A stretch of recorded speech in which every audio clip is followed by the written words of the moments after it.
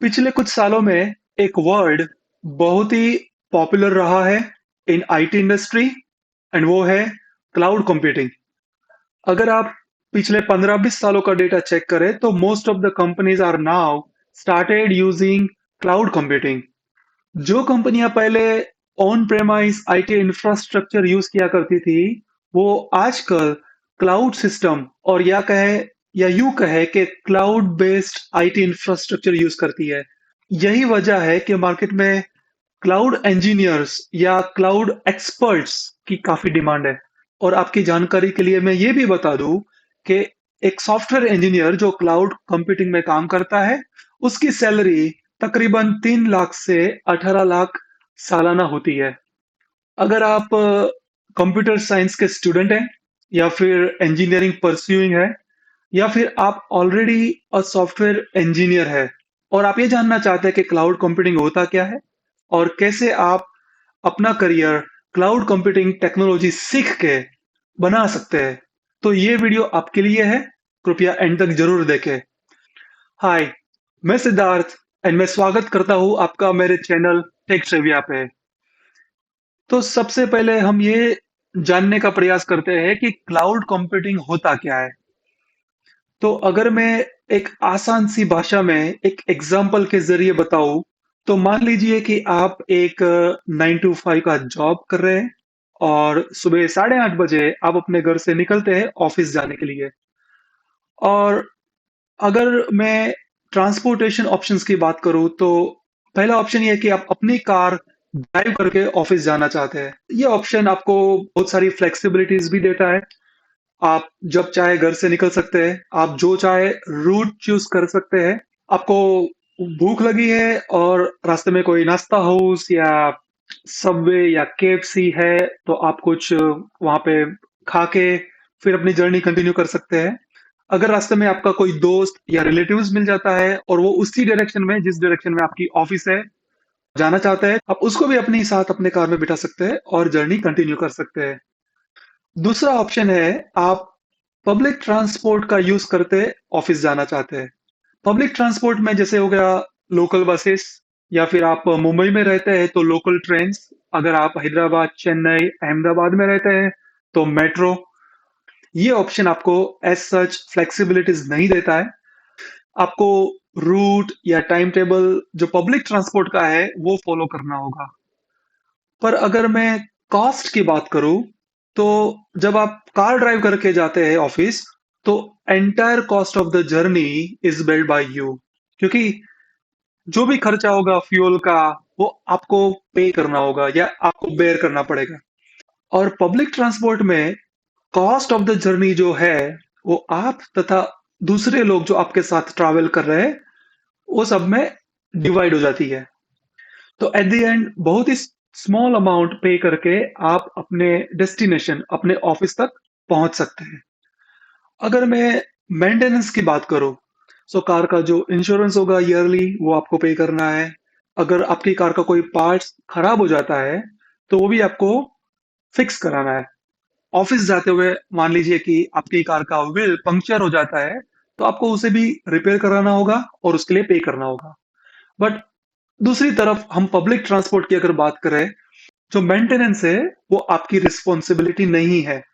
मान लीजिए कि आप जिस बस में ट्रैवल कर रहे हैं उसके व्हील में पंचर हो जाता है, तो there is a dedicated team जो वो लोकल ट्रांसपोर्ट की मेंटेनेंस टीम होगी, वो आके रिपेयर करेगी। बट द सर्विस प्रोवाइडर है, इस केस में बस सर्विस प्रोवाइडर, वो लोग मेक श्योर करेंगे कि आप जो भी प्रॉमिस किया हुआ अमाउंट है, वही अमाउंट में आपके डेस्टिनेशन तक पहुंचे।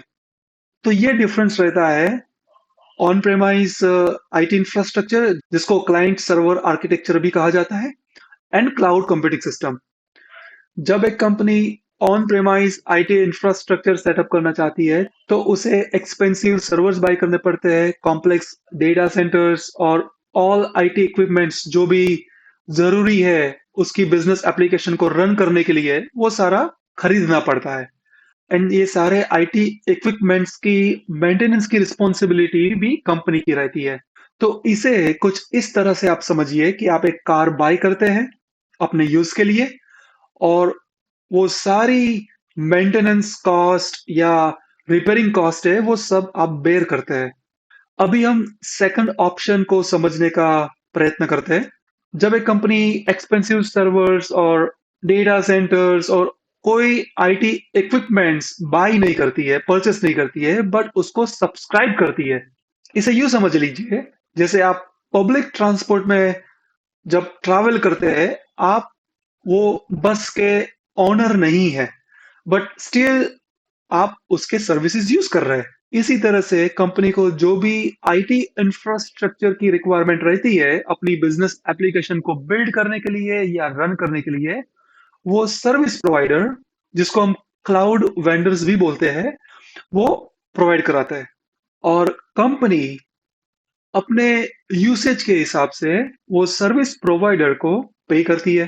तो जो मेजर बेनिफिट क्लाउड कंप्यूटिंग में रहता है वो है कॉस्ट इफेक्टिवनेस का, क्योंकि कंपनियों को आईटी इंफ्रास्ट्रक्चर बाय नहीं करना होता है, बट जस्ट सर्विसेज को, आईटी सर्विसेज को सब्सक्राइब करना होता है और अपने यूसेज के हिसाब से सर्विस प्रोवाइडर को स्मॉल अमाउंट पे करना होता है। और दूसरा बेनिफिट क्लाउड कंप्यूटिंग में जो मिल जाता है वो है स्केलेबिलिटी का। जैसे आप कोई D2H यूज कर रहे हैं, तो आपके यूसेज के हिसाब से आप उसको पे करते हैं। अगर आपको जस्ट रीजनल पैक ही चाहिए तो आप बहुत स्मॉल अमाउंट पे करेंगे, बट आपको रीजनल पैक प्लस आपको इंग्लिश चैनल्स भी चाहिए तो आपको ज्यादा पे करना पड़ेगा। इसी तरह कंपनी अपने यूसेज के हिसाब से सर्विस प्रोवाइडर को पे करती है।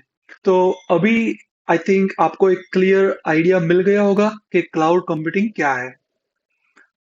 अभी हम क्लाउड कंप्यूटिंग के कोर एरियाज, जिसको हम बिल्डिंग ब्लॉक्स भी कहते हैं, उसके बारे में बात करते हैं।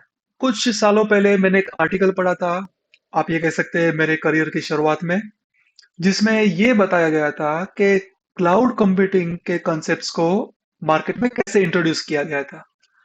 तो यूएसए में कुछ स्मार्ट पीपल या इंटेलिजेंट पीपल थे, उन्होंने एक सर्वे कंडक्ट करवाया था। और ये सर्वे के लिए उन लोगों ने कुछ स्टूडेंट्स हायर किए थे फ्रॉम टॉप मैनेजमेंट इंस्टीट्यूट्स। तो वो सारे स्टूडेंट्स के अलग अलग ग्रुप बनाए गए और वो सारे ग्रुपों को अलग अलग कंट्रीज में भेजा गया और उनसे ये कहा गया कि आपको अलग अलग कंपनियों में विजिट करना है और उनके एम्प्लॉयज से बात करनी है और ये पता करना है कि उनकी रिक्वायरमेंट्स क्या है। और ये सारी कंपनियां कोई एक इंडस्ट्री से बिलोंग नहीं करती है। कुछ बैंकिंग कंपनीज थी, कुछ मैन्युफैक्चरिंग कंपनीज थी। और पर्पस ये था कि एक कंपनी की सारी रिक्वायरमेंट समझी जाए from different different levels of employees. जब वो सारे स्टूडेंट्स वापस आए और उनके सर्वे का डेटा एनालाइज किया गया तो ये कंक्लूजन आया, कोई भी कंपनी को आप देखें तो मेनली तीन प्रकार के लोग वहां काम करते हैं: business owners, developers and end users. So business owners वो रहते हैं जो बिजनेस को ओन करते हैं या फिर बिजनेस में मेजर इन्वेस्टमेंट उनका रहता है। तो यही बात को हम रिलायंस डिजिटल के एग्जांपल से समझते हैं। तो मिस्टर अंबानी जो कि ऑनर है, एक ऑनर के पॉइंट ऑफ व्यू से अगर आप देखें तो बिजनेस में क्या सबसे जरूरी है, तो आईटी इंफ्रास्ट्रक्चर। मान लीजिए आप एक मोबाइल खरीदते हैं जिसके प्राइस 10,000 रुपीज है। जब आप उसे बिलिंग काउंटर पे बिलिंग के लिए स्कैन करते हैं, उसकी प्राइस 8,000 रुपीज रिफ्लेक्ट होती है, क्योंकि सर्वर में उनके सॉफ्टवेयर में कुछ इश्यू है, जिसकी वजह से मोबाइल की प्राइस ठीक से रिफ्लेक्ट नहीं हुई।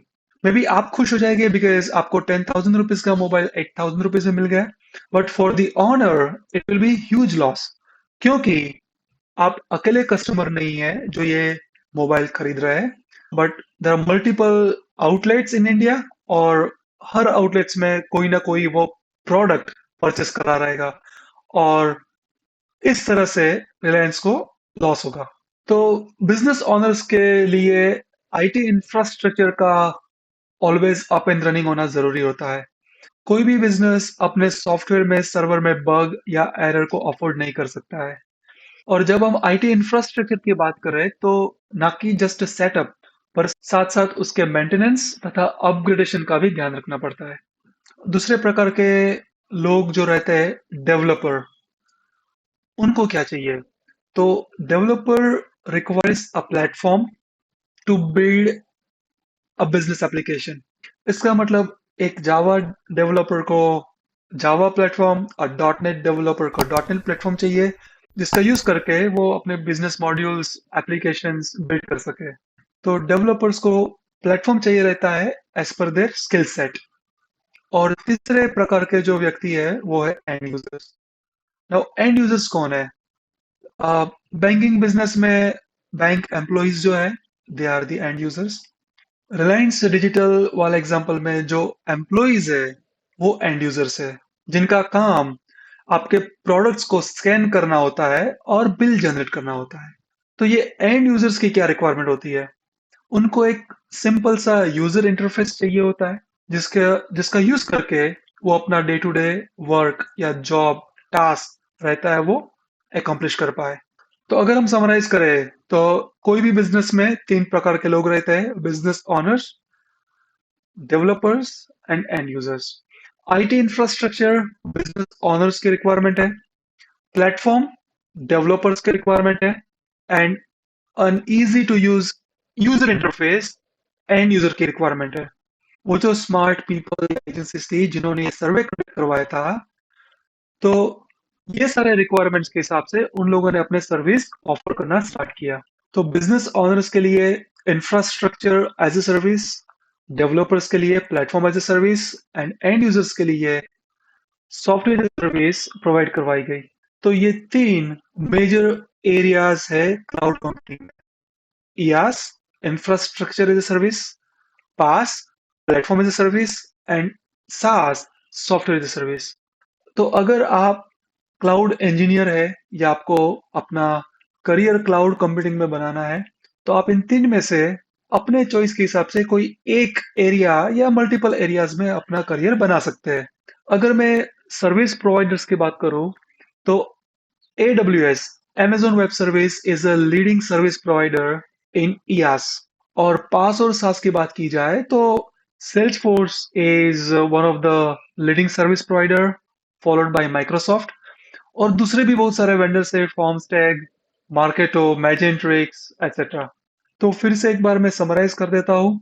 क्लाउड कंप्यूटिंग जो कि एक इंटरनेट बेस्ड कंप्यूटिंग है जिसमें शेयर्ड रिसोर्सेज रहते हैं। तो कंपनी एक स्मॉल अमाउंट पे करके सर्विसेज को सब्सक्राइब कर सकती है जिसमें infrastructure as a service IaaS, platform as a service PaaS और software as a service SaaS का समावेश होता है। तो वो कंपनीज जो ये सर्विस प्रोवाइड करती है वो सर्विस प्रोवाइडर है, और कंपनीज जो ये सर्विसेज को यूज करती है वो कंज्यूमर्स है, कस्टमर्स है। तो आज के लिए बस इतना ही। कृपया वीडियो को लाइक और शेयर जरूर करें और कमेंट करके बताएं कि ये वीडियो आपको कैसा लगा। नेक्स्ट वीडियो में हम सास और पास को कुछ एग्जांपल्स के साथ समझेंगे। अगर आप इसी तरह के सेल्सफोर्स रिलेटेड लर्निंग वीडियोस देखना चाहते हैं तो प्लीज चैनल को सब्सक्राइब करें और बेल आइकन को जरूर दबाएं ताकि मेरे लेटेस्ट वीडियो का नोटिफिकेशन आपको मिलता रहे। तो मैं मिलता हूँ आपको नेक्स्ट वीक में कुछ नए लर्निंग टॉपिक्स के साथ। Thank you and happy learning.